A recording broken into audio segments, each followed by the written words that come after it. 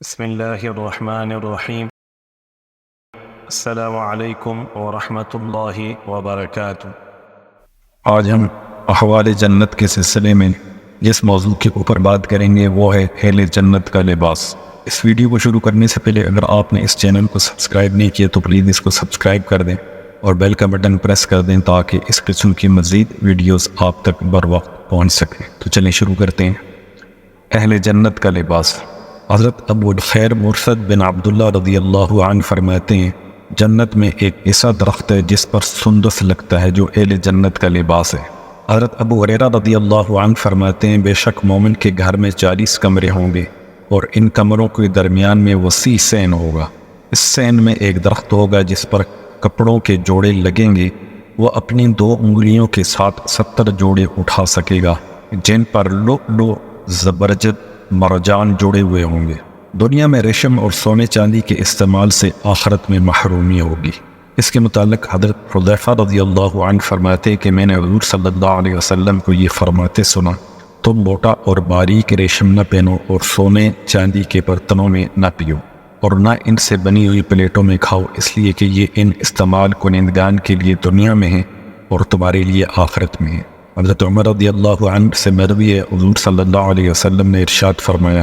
جس نے دنیا میں ریشم پہنا اسے آخرت میں نصیب نہیں ہوگا۔ حضرت ابو ہریرہ رضی اللہ عنہ سے مروی ہے کہ نبی کریم صلی اللہ علیہ وسلم نے ارشاد فرمایا، جس نے دنیا میں ریشم پہنا آخرت میں اسے نہیں پہن سکے گا، اور جس نے دنیا میں شراب پی آخرت میں اسے نہیں پی سکے گا، اور جس نے سونے چاندی کے برتنوں میں دنیا میں پیا وہ آخرت میں ان میں سے نہیں پی سکے گا۔ بغیر توبہ مرنے والے شراب نوش کو جنت میں شراب ملے گی یا نہیں؟ اس کے متعلق علامہ قرطبی رحمۃ اللہ علیہ اس حدیث کی تشریح میں فرماتے ہیں، ان چیزوں میں مبتلا شخص جب تک توبہ نہ کر لے اس سے محروم رہے گا اگرچہ جنت میں بھی داخل ہو جائے،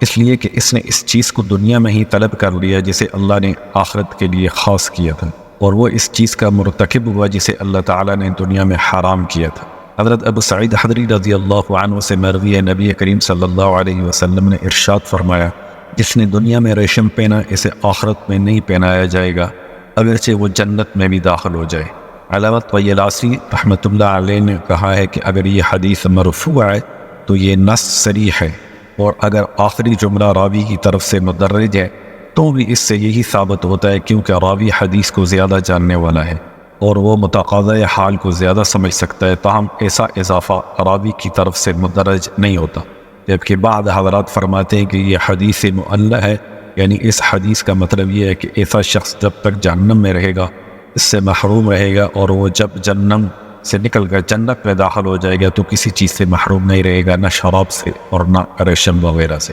حضرت اکرمہ رضی اللہ عنہ فرماتے ہیں کہ تحقیق جنتی آدمی کو ایک ہی وقت میں 70 رنگوں کا لباس پہنایا جائے گا۔ اب بات کرتے ہیں کہ جنت میں حصول لباس پہننے والے اعمال کون سے ہیں۔ ان میں سب سے پہلے ہے کفن پہنانا۔ حضرت ابو رافع رضی اللہ عنہ سے روایت ہے، رسول اللہ صلی اللہ علیہ وسلم نے ارشاد فرمایا، جس نے میت کو کفن پہنایا تو اللہ تعالیٰ اسے جنت میں سندس اور استبرق ریشم پہنائے۔ اس کے بعد عاجزی کے سبب دا لباس چھوڑ دینا۔ حضرت معاذ بن انس رضی اللہ عنہ فرماتے ہیں، نبی کریم صلی اللہ علیہ وسلم نے ارشاد فرمایا،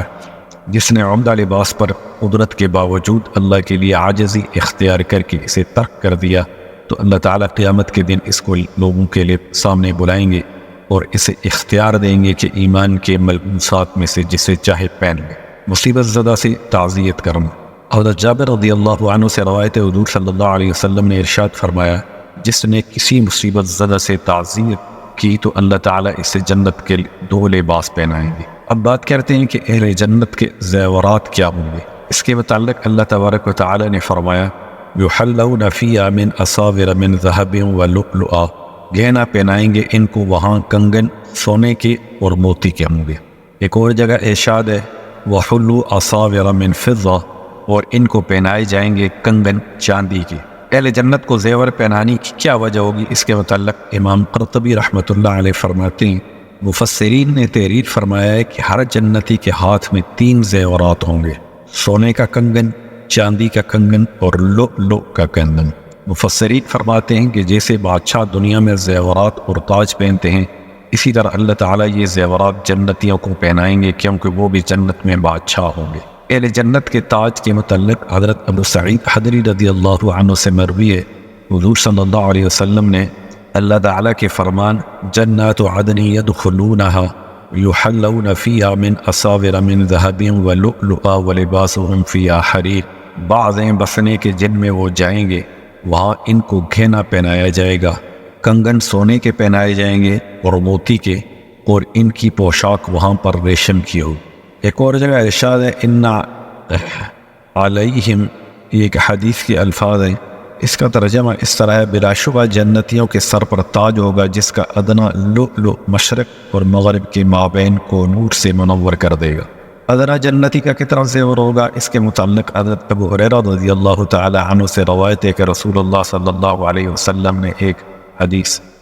بتائی، اس کا ترجمہ اس طرح ہے کہ اگر ادنا جنتی کے زیور کا تمام دنیا کے زیورات سے مقابلہ کیا جائے تو جو زیور اللہ تعالیٰ اس کو آخرت میں پہنائیں گے وہ دنیا کے تمام زیورات سے افضل ہوگا۔ جنتی لباس کی چمک کتنی ہوگی، اس کے متعلق حضرت قعب احبار رضی اللہ عنہ نے فرمایا جس دن سے اللہ تعالیٰ نے جنت بنائی ہے اس دن سے ایک فرشتہ جنتیوں کے کپڑے رنگ رہا ہے اور قیامت تک وہ رنگتا رہے گا، اور اگر جنتیوں کا کوئی کپڑا دنیا میں ظاہر کر دیا جائے تو بلا شبہ سورج بے نور ہو جائے گا۔ حضرت خالد رضی اللہ عنہ سے مروی اصحاب رسول صلی اللہ علیہ وسلم فرماتے تھے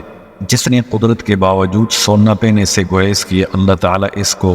خطیرۃ القدس سے پہنائیں گے، اور جس نے قدرت کے باوجود چاندی نہیں پہنی تو اللہ تعالیٰ اس کو بھی خطیرۃ القدس سے پہنائیں گے، اور جس نے شراب پر دسترس کے باوجود اسے نہ پیا اسے بھی خطیرۃ القدس سے پہلائیں گے۔ حضرت عقبہ بن عامر رضی اللہ تعالی عنہ فرماتے ہیں رسول اللہ صلی اللہ علیہ وسلم نے ریشم اور زیورات پہننے والوں کو منع فرمایا کرتے تھے اور فرماتے تھے اگر تمہیں جنت کا ریشم اور زیورات پہننے پسند ہیں تو انہیں دنیا میں نہ پہنو۔ اب بات کرتے ہیں کہ اہل جنت کے فراش، اس کے متعلق اللہ تعالیٰ نے ارشاد فرمایا وفرش مرفوعہ، اور بچھونے اونچے ہوں گے، اور ارشاد فرمایا متکئین علی فرش بطائنها من استبرق، تکیہ لگائے بیٹھے بچھونوں پر جن کے استر تافتے کے ہوں گے۔ اور ایک اور جگہ ارشاد ہے فیہا سرور مرفوعہ، اس میں تختیں اونچے بچھے ہوئے، اور ایک اور جگہ ارشاد ہے خضر و عبقری حسان، سبز مسندوں پر اور قیمتی بچھونے نفیس پر بیٹھے ہوں۔ ایک اور جگہ ارشاد ہے حور مقصورات فی الخیام، ہیں وہ رکی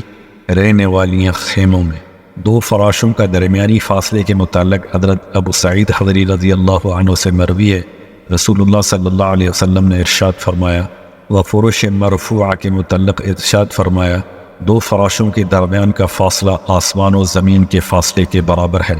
امام ترمذی رحمۃ اللہ علیہ فرماتے ہیں کہ بعض اہل علم نے اس آیت کی تفسیر میں فرمایا ہے کہ بے شک فراش درجات کے اعتبار سے ہوں گے اور درجات کے درمیان زمین اور آسمان کے برابر فاصلہ ہے۔ حضرت ابو امامہ رضی اللہ عنہ ارشاد باری تعالی و فرش مرفوعہ کی تفسیر میں ارشاد فرماتے ہیں اگر اوپر کے بستر والا نیچے والے بستر پر آنا چاہے تو نیچے والا بستر تک 40 سال میں بھی نہیں پہنچ سکے گا۔ جنتی فراش کی خوبصورتی کتنی ہوگی، اس کے متعلق حضرت عبداللہ بن عباس نے حضور صلی اللہ علیہ وسلم ارشاد باری تعالی بطائنها من استبرق کی تفسیر میں فرمایا اللہ تعالیٰ نے صرف اندرونی سمت کے بارے میں بتایا ہے، بس اس کا باہر کا حصہ کیسا ہوگا۔